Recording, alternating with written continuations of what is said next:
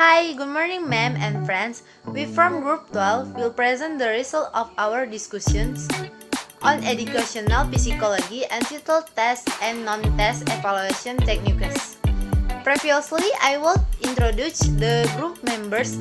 I am Yesi Videsari Ninggolan as the moderator and speaker, Putri Mariska as the speaker, Cynthia Fatika as the speaker, Nurul Fitri as the speaker, and Siti as the speaker. The first material will be explained by Siti. Assalamualaikum warahmatullahi wabarakatuh. Di sini saya akan membahas materi tentang pengertian evaluasi pembelajaran. Evaluasi hasil belajar bertujuan untuk mengukur apakah pembelajaran yang dilaksanakan telah mencapai tujuan yang telah ditentukan sesuai dengan kurikulum. Dengan demikian, evaluasi hasil belajar adalah untuk mengetahui tingkat penguasaan peserta didik terhadap target kompetensi yang telah ditetapkan pada program pembelajaran evaluasi. Pembelajaran mengukur berbagai aspek meliputi isi kurikulum, proses belajar mengajar, metode pembelajaran, tenaga kependidikan, media pembelajaran, layanan pendidikan, manajemen kelas, dan sebagainya. Untuk mengetahui ketercapaian kompetensi dasar guru, harus melaksanakan penilaian secara benar sekaligus untuk mengukur efektivitas proses belajar mengajar agar hasil evaluasi belajar dapat bermanfaat dengan baik dan memenuhi tujuan dan fungsi serta benar-benar dapat mengukur tujuan pembelajaran, yaitu penguasaan kompetensi peserta didik yang dituangkan dalam kurikulum. Terima kasih. Teknik merupakan usaha pemahaman peserta didik yang menggunakan alat-alat yang bersifat mengungkap atau mengetahui karakter peserta didik. Sedangkan tes adalah untuk memperoleh dasar-dasar pertimbangan berbagai masalah pada individu yang dites, seperti masalah penyesuaian dengan lingkungan, prestasi atau hasil belajar, serta penempatan dan penyaluran bakat yang dimiliki oleh peserta didik. Menurut Arifin, tes adalah suatu cara yang digunakan dalam kegiatan pengukuran yang di dalamnya terdapat berbagai pertanyaan yang dijawab oleh peserta didik untuk mengukur sejauh mana materi atau pengetahuan yang telah dikuasai oleh peserta didik. Sedangkan menurut Eko, tes merupakan alat untuk pengukuran yang berguna mengumpulkan informasi karakteristik suatu objek.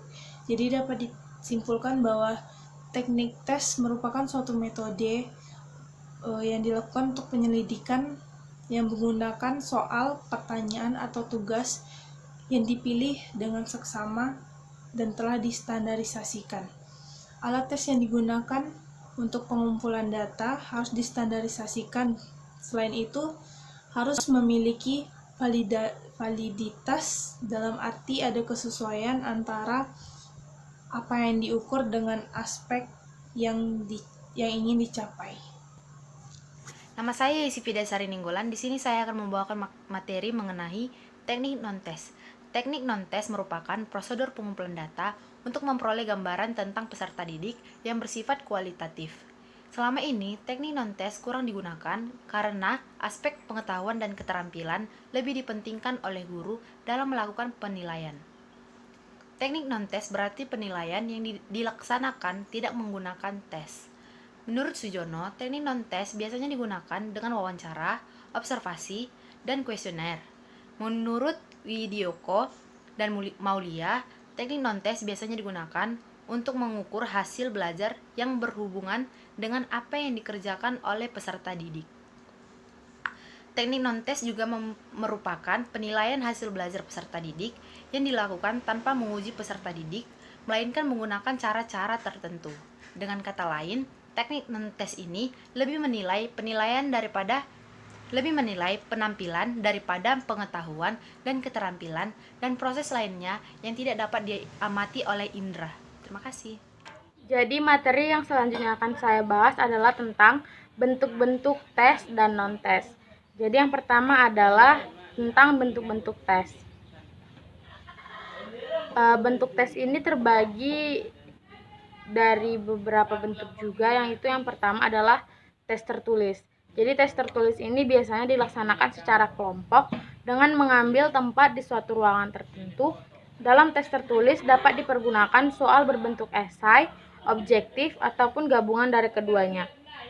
Nah, bentuk esai itu biasanya digunakan untuk mengukur hasil belajar yang bersifat kompleks, walaupun tidak dipungkiri bahwa banyak rekan-rekan yang menggunakan soal tes ini untuk mengukur pengetahuan-pengetahuan faktual. Jadi yang lebih tepat adalah penggunaan esai ini ditujukan untuk mengukur hasil belajar yang bersifat kompleks, dan juga soal esai ini mempunyai dua bentuk, yakni esai terbatas dan esai bebas. Yang selanjutnya adalah bentuk objektif.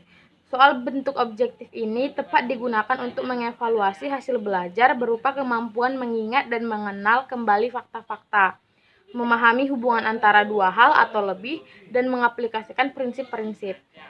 Ada beberapa pihak yang mengatakan soal tes objektif juga dapat mengevaluasi kemampuan menganalisis dan mengevaluasi. Walaupun demikian, namun ada perbedaan yang khas dengan apa yang dapat diukur oleh soal tes bentuk esai dengan soal tes bentuk objektif. Jadi dalam menjawab soal bentuk esai dituntut adanya unsur yang orisinal dan penemuan baru.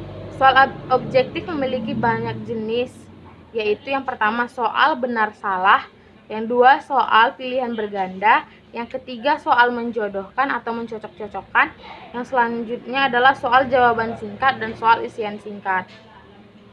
Nah, yang selanjutnya dari bentuk-bentuk teknik tes ini adalah tes lisan. Jadi tes lisan ini digunakan untuk mengevaluasi hasil belajar dalam bentuk kemampuan mengemukakan ide dan pendapat secara lisan. Untuk melaksanakan tes lisan diperlukan alat-alat tes berupa soal tes lisan. Kalau soal itu disusun dengan baik, maka ia tidak hanya berfungsi sebagai alat evaluasi belajar, akan tetapi juga dapat berfungsi sebagai alat bantu mengajar. Keunggulan dari tes lisan ini adalah dapat dijadikan pelaksanaan evaluasi hasil belajar yang mendalam, dapat dijadikan wahana untuk mengevaluasi kemampuan berpikir, testi bertaraf tinggi tanpa kekhawatiran kehabisan tempat menulis. Jadi kalau kita menggunakan tes lisan ini tidak ada seperti seperti kekurangan-kekurangan pada tes esai kan, karena mungkin banyaknya jawaban, jadi kita kekurangan kan karena menggunakan kertas, mungkin bisa jadi kekurangan media untuk menulis jawaban. Jadi kalau tes lisan ini bisa diucapkan atau dipaparkan, dijawab dengan sebanyak mungkin tanpa khawatir akan kekurangan lembar kertas jawaban. Dan juga dengan menggunakan tes lisan ini sangat memungkinkan untuk melakukan pendalaman yang baik atas permintaan penguji maupun inisiatif testi, serta tidak memungkinkan terjadinya pencontekan. Sedangkan kelemahannya adalah sangat memungkinkan terjadinya ketidakadilan serta memerlukan waktu yang lama. Jadi karena ini tes lisan pasti berbeda-beda pendapat dari setiap peserta, jadi kan kita membutuhkan waktu yang lama. Selamat pagi Bu dan teman-teman sekalian. Di sini saya Cynthia Fatika akan melanjutkan presentasi dari Saudari Nurul, yaitu mengenai teknik non-tes. Teknik non-tes ada beberapa bagian. Yang pertama, observasi atau pengamatan secara langsung. Observasi ialah alat penilaian banyak yang digunakan untuk mengukur tingkah laku ataupun proses terjadinya suatu kegiatan yang dapat diamati, baik situasi yang sebenarnya maupun situasi yang buatan. Ada 3 jenis observasi. Yang pertama berdasarkan situasi yang diobservasi, yang kedua berdasarkan keterlibatan pengobservasi, dan yang terakhir berdasarkan pencatatan hasil-hasil observasi. Selanjutnya ada wawancara. Wawancara adalah komunikasi langsung antara pewawancara dengan yang diwawancarai. Wawancara dapat mengungkapkan jawaban secara lebih bebas dan mendalam. Lalu ada 2 jenis wawancara. Yang pertama wawancara berstruktur, dan yang kedua wawancara bebas, tak berstruktur.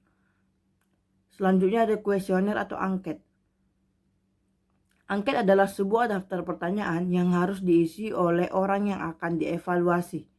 Pada umumnya tujuan penggunaan angket atau kuesioner dalam proses pembelajaran adalah untuk memperoleh data mengenai latar belakang peserta didik sebagai salah satu bahan dalam mengevaluasi peserta didik. Selanjutnya ada studi kasus. Studi kasus adalah mempelajari individu dalam proses tertentu secara terus-menerus untuk melihat perkembangan dari peserta didik tersebut.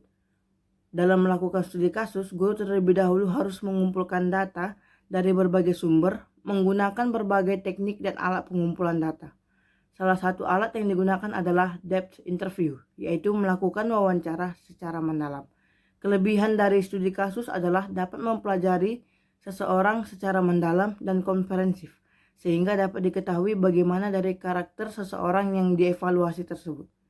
Sekian presentasi dari saya kembalikan kepada moderator. Terima kasih. That's all the result of our presentations. If there are deficiencies, we apologize. Good morning, ma'am and friends. Thank you so much.